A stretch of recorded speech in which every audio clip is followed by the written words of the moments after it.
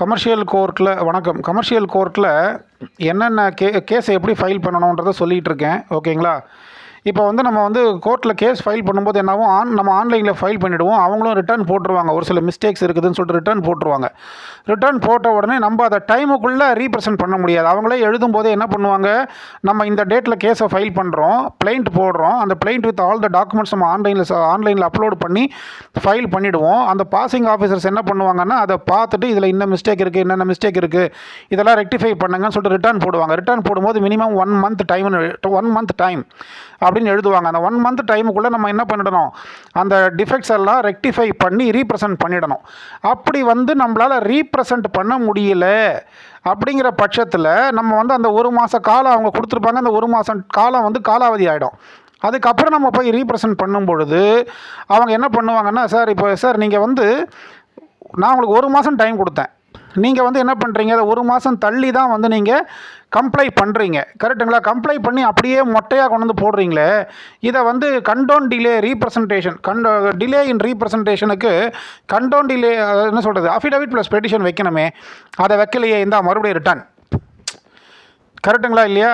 So நம்ம ஆன்லைனில் file பண்ணுறோம், பாசிங் ஆஃபீஸர்ஸ் அதை பார்த்துட்டு டிஃபெக்ட்ஸ் இருக்குதுன்னு சொல்லிட்டு ரிட்டர்ன் போடுறாங்க, 1 மாதம் டைம் போடுறாங்க. அந்த 1 மாதத்துக்குள்ளே நம்மளால் என்ன பண்ண முடியாது, ரீப்ரசென்ட் பண்ண முடியாது. ஏன்னா நம்ம 100-150 கேஸ் எடுத்து வச்சுருப்போம். அதுக்குள்ளே 30 நாள்ன்றது அப்படின்றதுக்குள்ளே 30 நாள் ஓடிடும். அப்போ அந்த 31வது நாள் தான் நம்ம அதை கம்ப்ளை பண்ணும்போது என்ன ஆகும், ஒரு 40 நாள் கழிச்சு கம்ப்ளை பண்ணுறோன்னா அப்போ 10 நாள் டிலே வருது வைங்க. ஏன் சார் டிலே இன் ரீப்ரசன்டேஷன் உங்களுக்கு வந்து பெட்டிஷன் வைக்க தெரியாதா, இந்த ரிட்டர்ன்? அப்போ அந்த டிலேக்கு என்ன பண்ணுறது, கண்டோன் த டிலே அப்படின்னு சொல்லிட்டு ஒரு அஃபிடவிட்டை பெட்டிஷனை போடணும், கரெக்டாக? அது உங்களுக்கு தெரியாது. அப்போ என்ன பண்ணுவீங்க, யாரையோ போய் கேட்பீங்க, யாரும் சொல்ல மாட்டாங்க. அதுக்கு தான் சுரேந்திரன் தான் சொல்கிறதுக்கு இருக்கிறான், வீடியோவில் சொல்லிட்டு இருக்கான் பாருங்கள் இப்போ உங்கள் முன்னாடி. இப்போ மேட்டர் என்னென்னா, canton the delay in representation அப்படின்னு சொல்லிட்டு ஒரு அஃபிடவிட் வைக்கணும், பெட்டிஷனோட வைக்கணும். அது எதில் போடுவீங்கன்னா சிபிசி 151 போடுவீங்க, செக்ஷன் 151 ஆஃப் சிபிசியில் போடணும். நீங்கள் கண்டோன் த டிலேன்னு சொல்லிட்டு பெட்டிஷன் போடுறீங்க பார்த்தீங்களா, அதுதான் ஐஏ நம்பர் 1 அப்படின்னு சொல்லிட்டு நம்பர் ஆகும். ஐஏ, ஓகேவா? இன்டர்லாக்யூட்ரி அப்ளிகேஷன், ஓகேவா? அதை நீங்கள் இன்ட்ரீம் அப்ளிகேஷன் எப்படி வேணால் நீங்கள் சொல்லிங்க, அதுதான் ஐஏ, கரெக்டுங்களா? ஸோ கண்டோன் டிலே நீங்கள் போடுறீங்க பார்த்தீங்களா, அதுதான் ஐஏ நம்பர் 1.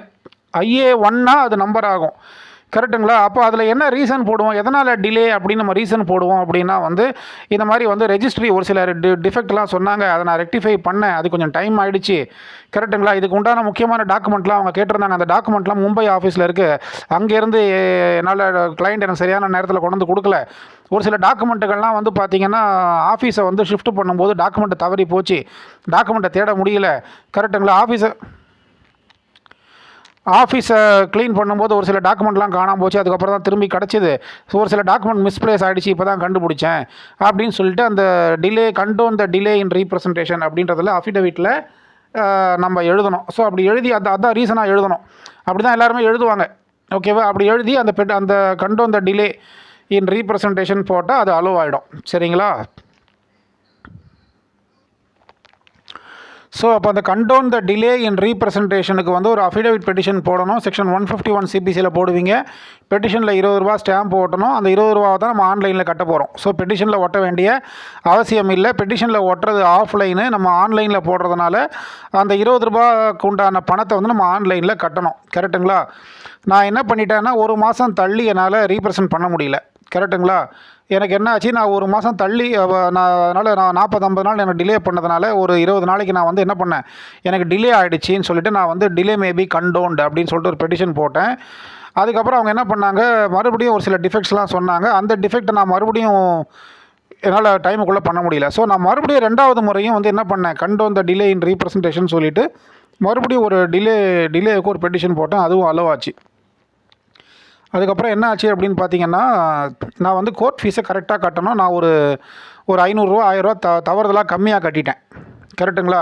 ஸோ அப்போ என்ன பண்ணாங்கன்னா, நீ கோர்ட் ஃபீஸையே கரெக்டாக கட்டலை, 2.5 கோடி ரூபா கிளைம் பண்ணுறீங்க, 2.5 கோடிக்கு 3% இவ்வளோ ரூபா வருது, நீங்கள் அதை விட 500-1000 கம்மியாக கட்டியிருக்கிறீங்க, அதனால் ரிட்டர்ன் அப்படின்ட்டாங்க.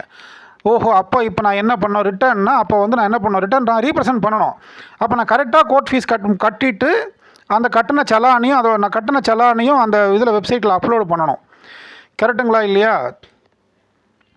ஸோ அப்போ வந்து அதுக்கு ஒரு பெட்டிஷன் போடணும். ஓகேங்களா? அப்போ வந்து என்னென்னா, நான் அந்த மாதிரி கம்மியாக கோர்ட் ஃபீஸ் கட்டிட்டேன், இப்போ நான் கரெக்டாக கட்டியிருக்கிறேன், அதை கட்டி அதுக்கு எக்ஸ்ட்ரா கட்ட வேண்டிய அந்த கோர்ட் ஃபீஸை நான் கட்டி அதை வெப்சைட்டில் அப்லோடு பண்ணுறேன், அதனால் என்னோடய பெட்டிஷனை ஏற்றுக்கங்க அப்படின்னு சொல்லிட்டு நம்ம ஒரு பெட்டிஷன் போடணும். அது என்ன அப்படின்னு பார்த்தீங்கன்னா, petition to accept deficit court ஃபீ அப்படின்னு சொல்லிட்டு, நான் அந்த மாதிரி கம்மியாக கட்டிட்டேங்க, இப்போ கரெக்டாக கட்டியிருக்கிறேங்க, என்னோடய கேஸை எடுத்துக்கோங்க, என்னோட கேஸை மெயின் கேஸை நம்பர் பண்ணுங்கள் அப்படின்னு சொல்லிட்டு பெட்டிஷன் போடணும். அதுக்கு பேர் தான் petition to accept deficit court ஃபீ. ஓகேவா? அது வந்து அண்டர் செக்ஷன் 149 ஆஃப் சிபிசியில் நம்ம போடணும். கரெக்டுங்களா? இப்போ வந்து இப்போ ஆன்லைன் ஆகிப்போச்சு. ஒரு 4 வருஷத்துக்கு முன்னாடி நான் போடும்போது எனக்கு என்ன ஆகிடுச்சுன்னா, நான் வந்து ஆஃப்லைனில் போடணும். ஆஃப்லைன்னா அப்போ நம்ம ஜுடிஷியல் ஸ்டாம்ப் பேப்பரை தான் வாங்கி நம்ம என்ன பண்ணுவோம், ஜுடிஷியல் ஸ்டாம்ப் பேப்பர் இப்போ நான் 30,000 நான் கோர்ட் ஃபீஸ் கட்டணும்னா 30,000 நான் என்ன பண்ணணும், judicial court fees stamp paper வாங்கணும், வாங்கி அதை தைச்சி போடணும். ஓகேங்களா? அந்த நேரத்தில் எனக்கு ஜுடிஷியல் ஸ்டாம்ப் பேப்பர் கிடைக்கல, மார்க்கெட்லேயே இல்லை, அதனால தான் எனக்கு லேட் ஆகிடுச்சு. அதனால் வந்து என்ன சொல்கிறது, இந்த petition to accept deficit court fee under section 149 of சிபிசியில் அந்த பெட்டிஷனை போட்டு, எனக்கு வந்து மார்க்கெட்லேயே ஸ்டாம்ப் பேப்பர் இல்லைங்க, அதனால தான் டிலே ஆகிடுச்சு, இப்போ தான் மார்க்கெட்டில் ஸ்டாம்ப் பேப்பர் வந்துச்சு, ஜுடிஷியல் ஸ்டாம்ப் பேப்பர், நான் உடனே அதை வாங்கி நான் தைச்சி இப்போ ரீப்ரசன்ட் பண்ணுறேன் அப்படின்னு சொல்லிவிட்டு அந்த பெட்டிஷனை போட்டேன். அதுவும் எனக்கு அலோவ் ஆச்சு. சரிங்களா? ஸோ இதுதான் செய்முறை, இப்படி தான் பண்ணணும். நான் வந்து தவறுதலாக வந்து கம்மியாக கட்டிட்டேன், கால்குலேஷன் மிஸ்டேக் பண்ணிட்டேன், தப்பு என்னுடையது தான், அதனால் வந்து இதை வந்து this petition may be allowed, now I have paid the proper court fees with proper calculation அதில் எழுதி நம்ம போடணும். எழுதினா டைப் பண்ணணும், டைப் அடித்து பிரிண்ட் எடுக்கணும். ஓகேவா? இதுதான் petition to accept the deficit court fee under section 149 of CPC. So இப்போ இவ்வளோ தான். இதெல்லாம் இப்போ நான் சொன்னதையெல்லாம் பக்காவாக நீங்கள் என்ன பண்ணணும், ஒரு டைரி எடுத்து கமர்ஷியல் கோர்ட்டில் கேஸ் ஃபைல் பண்ணுறது எப்படி, அதுக்கு என்னென்ன டாக்குமெண்ட்ஸ் தேவை அப்படிங்கிறத நீங்கள் ஒரு டைரி போட்டு எழுதுனீங்கன்னா, ஏன்னா என்னோடய வீடியோ பெரிய வீடியோ 5-6 வீடியோ போட்டிருப்பேன் நான், அதில் எல்லாமே உங்களுக்கு தேவையானதாக இருக்கும். ஆக மொத்தம் ஒரு சில இதில் கதை பேசியிருப்பேன். சரிங்களா? அப்போ வந்து என்ன ஆகுனா, நீங்கள் தான் ஒரு பேப்பரு பேனா எடுத்து ஒரு டைரி எடுத்து என்னென்ன தேவைன்றதை குறித்து வச்சுக்கணும். இப்போ முடிஞ்சு போச்சு. ஓகேவா? இப்போ நான் சொன்ன இந்த டாக்குமெண்ட்டெல்லாம் நீங்கள் போட்டிங்கனாலே உங்களுக்கு கேஸ் நம்பர் ஆகிடும். சம்மன் வந்து ஆப்பரண்ட் பார்ட்டிக்கு போயிடும் ஒரு 21 நாளுக்குள்ளே. கரெக்டுங்களா? ஆப்பரண்ட் பார்ட்டி வந்து அப்பியர் ஆகிட்டு வக்காலத்து போட்டுருவார். டிஃபெண்டன்ட் கவுன்சில் என்ன பண்ணுவார், வக்காலத்து போட்டுருவார். சரிங்களா? இப்போ என்ன ஆகும்னா, இந்த சம்மன் இருக்குது பார்த்தீங்களா, டிஃபெண்டன்ட்டுக்கு அந்த சம்மன் போகும். டிஃபெண்டன்ட்டுக்கு அந்த சம்மன் என்னைக்கு போகுதோ அன்னியிலேருந்து, அதாவது from the date of service of summon, அந்த டேட்லேருந்து 30 நாளைக்குள்ளே அவர் ரிட்டர்ன் ஸ்டேட்மெண்ட்டை கோர்ட்டில் தாக்கல் பண்ணணும். யார்? Defendant council. ஆனால் அவர் என்ன பண்ணுவாருன்னா, அந்த டேட்டுக்குள்ளே அவரால் 30 நாளுக்குள்ளே என்றைக்கு வந்து சம்மனை கையில் வாங்கினாரோ அன்றைக்கிலேருந்து 30 நாளைக்குள்ளே அவரால் ரிட்டர்ன் ஸ்டேட்மெண்ட்டை போட முடியாது. ஓகேவா? ஏன்னா அவருக்கு கட்ட படிக்கணும், என்ன சொல்கிறது, நம்மளோட லிஸ்ட் ஆஃப் டாக்குமெண்ட் அவர் கையில் போய் சேரணும். பிளைண்ட்டு மட்டும்தான் அவர் கையில் போயிருக்கோம், லிஸ்ட் ஆஃப் டாக்குமெண்ட் அவர் கையில் போய் சேர்ந்துருக்காது. கரெக்டுங்களா? அப்போ லிஸ்ட் ஆஃப் டாக்குமெண்ட் எனக்கு கொடுக்கவே இல்லைன்னு வந்து கோர்ட்டில் வந்து அவர் சொல்லுவார். கோர்ட்டு வந்து அவருக்கு ஆன்லைனில் ஆக்சஸ் கொடுக்கும். இல்லை ஒருவேளை கோர்ட் வந்து அவருக்கு ஆன்லைனில் ஆக்சஸ் கொடுக்கலன்னா நம்ம வந்து என்ன பண்ணோம், லிஸ்ட் ஆஃப் டாக்குமெண்ட் ஒரு செட்டு காப்பி அவர் கையில் கொடுத்துட்டு அவர் 30 நாளைக்குள்ளே ரிட்டர்ன் ஸ்டேட்மெண்ட் போடுறதுக்கு நாம் அவருக்கு உதவி செய்யணும். அப்படி ரிட்டர்ன் ஸ்டேட்மெண்ட் அவரால் 30 நாளைக்குள்ளே போடலை அப்படின்னும் பொழுது என்ன ஆகும்னா, அவர் ஒரு 20 நாள் அவர் வந்து என்ன பண்ணுவார், 60 நாள் கழித்து 70 நாள் கழித்து 50 நாள் கழித்து அவர் வந்து அந்த ரிட்டர்ன் ஸ்டேட்மெண்ட்டை அவர் போடுவார். கரெக்டுங்களா? அப்போ வந்து இது போல் வந்து 30 நாளுக்குள்ளே நான் போடணும், ஆனால் இன்னும் எக்ஸ்ட்ராவாக 30 நாள் ஆகிடுச்சு, நான் வந்து ரொம்ப டிலேவாக போடுறேன், அதனால் நான் ஒரு கண்டோன் டிலே பெட்டிஷன் போடுறேன். கண்டோன்னா மன்னிப்பு அளித்தல் அப்படின்னு அர்த்தம். நான் ஒரு கண்டோன் டிலே பெட்டிஷன் போடுறேன், அந்த பெட்டிஷனை அலோவ் பண்ணுங்க அப்படின்னு சொல்லிட்டு அவர் என்ன பண்ணுவார் அப்படின்னா, வந்து கண்டோன் டிலே பெட்டிஷன் வித் அஃபிடவிட்டோட அவர் ஆன்லைன், எல்லாமே இப்போ ஆன்லைன். ஓகேவா? இப்போ கோர்ட்டை பொறுத்த வரைக்கும் எல்லாமே ஆன்லைன். ஸோ அப்போ ஆன்லைன், இப்போ எம்சிஓபி கேஸு, கமர்ஷியல் கோர்ட் எல்லாமே வந்து ஆன்லைன்றதுனால ஆன்லைனில் நம்ம என்ன பெட்டிஷன் போடுறோமோ அந்த பெட்டிஷனை ஆன்லைனில் நம்ம பதிவேற்றம் பண்ணிடணும். ஓகேவா? அதுக்கப்புறம் ஹார்டு காப்பியும் கோர்ட்டில் கொடுக்கணும். சில கோர்ட்டில் என்ன பண்ணுவாங்க, ஹார்டு காப்பி வேண்டான்னு சொல்லுவாங்க, சில கோர்ட்டில் ஹார்டு காப்பி போடுங்கன்னுவாங்க. ஓகேவா? ஹார்டு காப்பியும் நம்ம கோர்ட்டில் கொடுக்கணும், சாஃப்ட் காப்பியை நம்ம வந்து வெப்சைட்டில் அப்லோடு பண்ணிட்டு தான் கோர்ட்டுக்கே வரணும் நம்ம.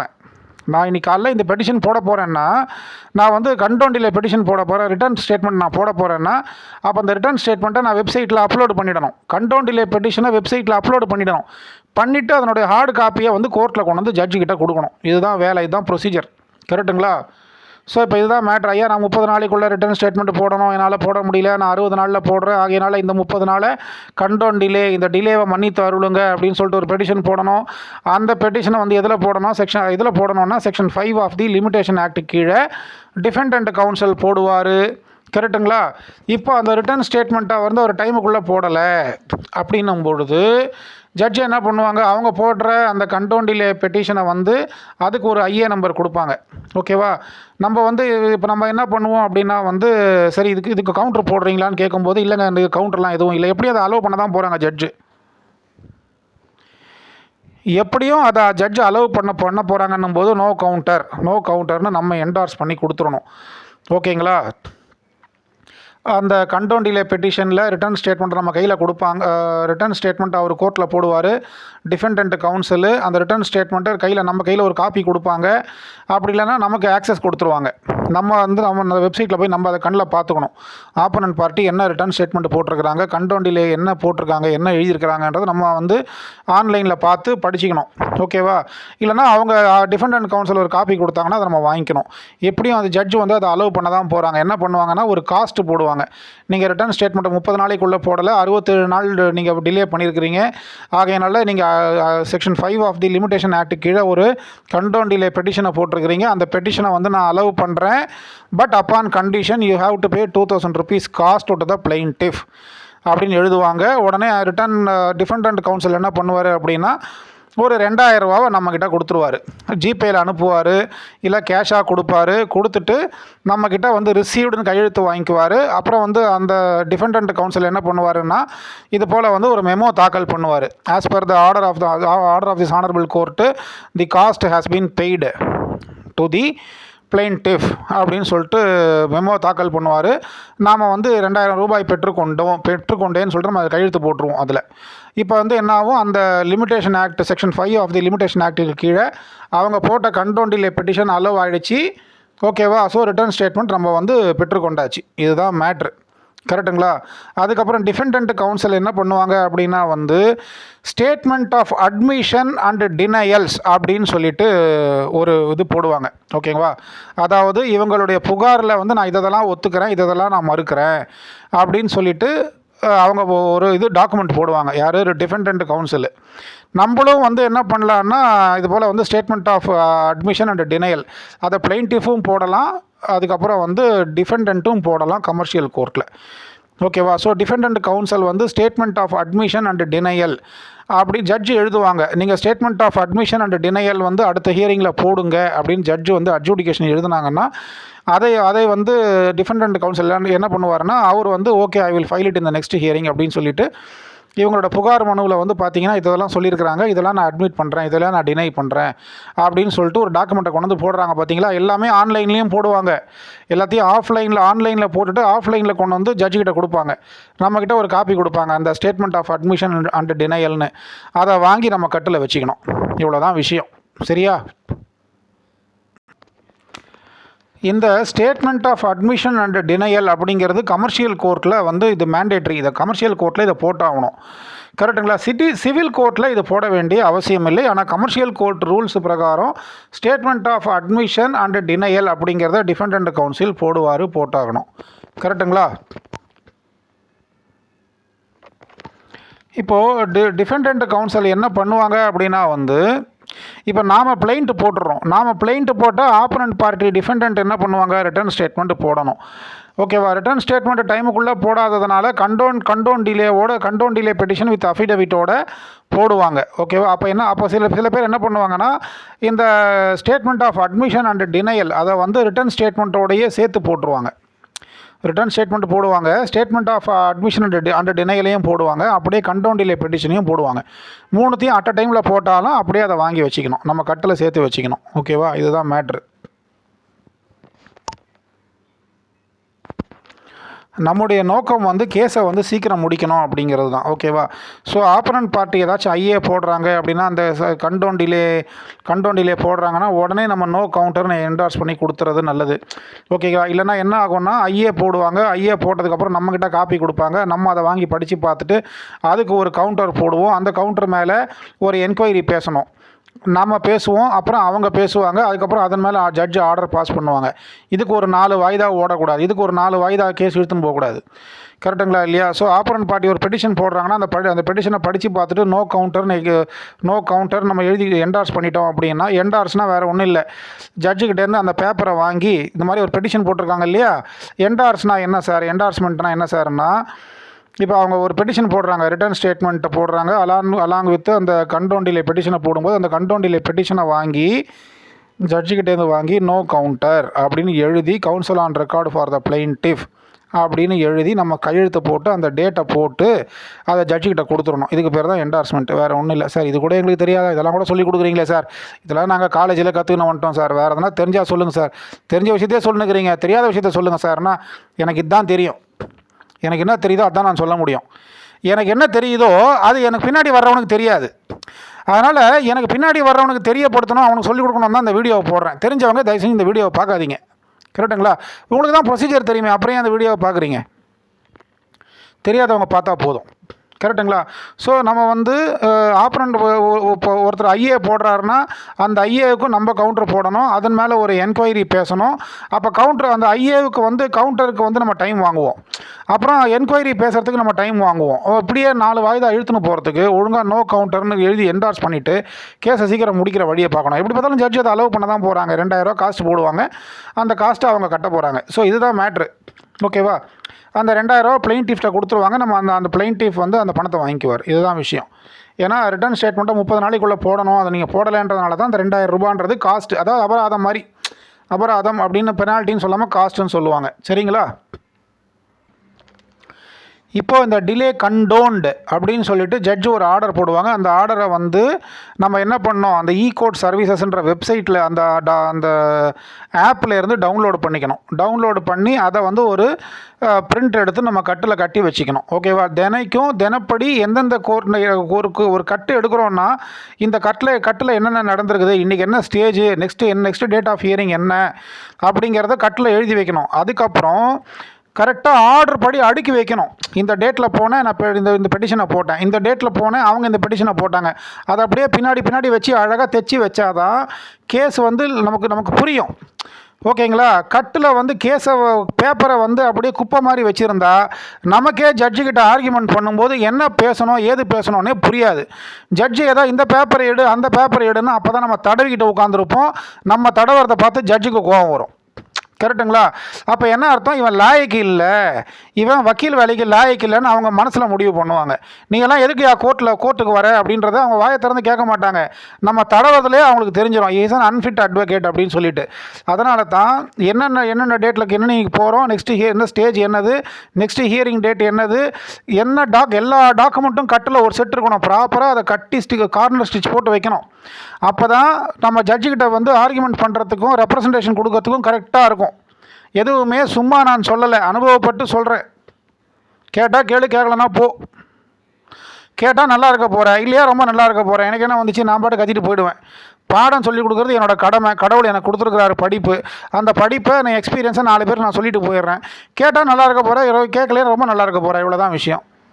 உன் தலையெழுத்து உன் கையில், என் தலையெழுத்து என் கையில். கரெக்டாக இல்லையா? வேறு நம்ம 2 பேர் தலையெழுத்து கடவுள் கையில். இவ்வளோ தான் சொல்ல முடியும். கடவுள் யாருக்கு என்னென்ன எழுதுகிறாரோ, என்னென்ன நியமிக்கிறாரோ அதுதான். நம்மளால் இங்கே ஒன்றும் பண்ண முடியாது. இப்போ இதுக்கு அடுத்தது வந்து ப்ரூஃப் அஃபிடவிட் ஸ்டேஜ். ஓகேங்களா? ஸோ அந்த ரிட்டர்ன் ஸ்டேட்மெண்ட் போட்டதுக்கப்புறம் அவங்க இது லிமிடேஷன் ஆக்ட் கீழே பெட்டிஷன் போடுவாங்க. அந்த பெட்டிஷனை வந்து ஜட்ஜு 2000 காஸ்ட்டு போட்டு அலோவ் பண்ணுவாங்க. அலோவ் பண்ணதுக்கப்புறம் ப்ரூஃப் அஃபிடவிட் ஸ்டேஜில் வந்து பார்ட்டி வந்து கோர்ட்டுக்கு வரணும். கோர்ட்டுக்கு வரதுக்கு முன்னாடி ஜட்ஜுக்கிட்ட அவங்க பார்ட்டி நிற்கும்போது ஜட்ஜு என்னென்ன கேள்வி கேட்பாங்க, என்னென்ன பேசணுன்றதை பார்ட்டிக்கு நம்ம சொல்லிக் கொடுக்கணும். சொல்லி கொடுத்து தான் பார்ட்டியை கூப்பிட்டு வரணும். அப்படியே சொல்லிக் கொடுக்காமல் கூப்பிட்டு வந்தானா பார்ட்டி பேனுவான் ஜட்ஜு முன்னாடி. ஜட்ஜு நம்மளை தான் திட்டுவாங்க. உன் பார்ட்டியை கூப்பிட்டுட்டு வரையே என்னென்ன பண்ணணும் ஏது பண்ணணும்னு சொல்லி கொடுத்து கூப்பிட்டு வர மாட்டியான்னு ஜட்ஜு கேட்பாங்க. ஓகேவா? நம்மளை பார்த்து கேட்கும்போது அப்போ நமக்கு அசிங்கமாகும். கரெக்டுங்களா? இதுதான் மேட்ரு. அடுத்த வீடியோவில் பார்க்கலாம்.